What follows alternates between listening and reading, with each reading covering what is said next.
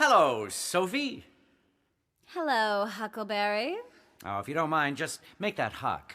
Your band is swell tonight. Well, my band is swell any night. Hey, what's the matter? Been flirting with a double A? I wear a AAA, Smarty. My shoes are all right. Oh, sure. It's the foot that doesn't fit. Not anymore.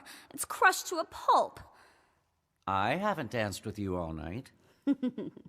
Go on. You know you dance like an angel. I haven't. John Kent. I saw you dancing with him. Right. Only he did all the stepping. The best possible athlete at Haverhill, and the worst dancer. How is that possible? So when are you going to announce the engagement? Oh, soon. John's a dear, but he has an awful lot to learn. Never heard of him flunking. Oh, he's a good student. But I mean, things that really count. The little amenities of life. Oh, those little things. How about a round with me? Maybe I can step on the other one and make things even. No risk with you, Huck. You're as light as a feather. On second thought, I'd rather talk. About what? You? Oh, but I'd rather talk about you. I know you're John's best friend, but I've always had the feeling you don't like me.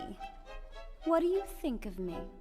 There was trouble in the air when I spied you, though things never looked more gay or fair and warm. Still those places where your gown did not hide you seemed like signals of storm. And a storm, I know, is not always harmful. I've embraced wild winds and curving waves at sea. Still I trembled to embrace this one armful, full of trouble to me. There's your answer. Is that really what you think? My dance, I believe. Oh, hello, Billy. Here, lay off. You go back to work. Not I. Say, listen, am I your manager or am I not?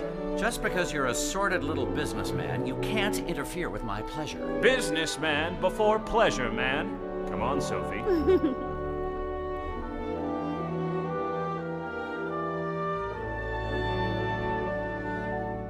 I do adore that gown you wore when first we danced upon a ballroom floor. So thin and svelte, it seemed to melt to nothing as your back I felt, and gave me views of spaces grand that ladies guard as no man's land. Soft dimples asked me to be bold, and yet each satin fold said you're no fool. Keep cool. There was trouble in the air when I spied you, though things never looked more gay or fair and warm.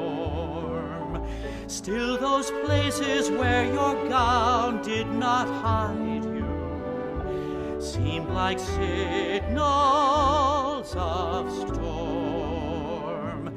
And a storm, I know, is not always harmful. I've embraced wild winds and curving waves at sea. Still I tremble to embrace this one armful, full of trouble. Oh, Huck! Well, your daughter certainly does you credit, Mrs. Teal. Yes, doesn't she look charming? That gown certainly does something to her. That's a Roberta model. It is? Well, can you beat that? Imagine Madame Roberta, the greatest dressmaker in Paris, coming all the way to Haverhill to meet one of her models at a fraternity dance. No one is surprised at anything that Minnie Roberts does or ever did. To think that John had the effrontery to bring her here tonight. Well, after all, she is his great aunt. And after all, the great Madame Roberta should be as welcome as one of her creations. You probably don't know the lady's history. Seems Minnie in her day was pretty hot stuff. Scandalous!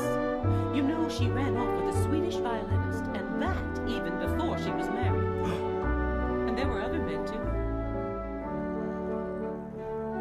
She ended up living with a marquis or something.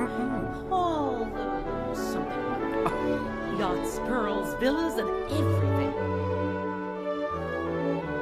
But when he died, thank goodness he left everything to his wife. Who probably hated and abused him. Probably, but at least she was his wife.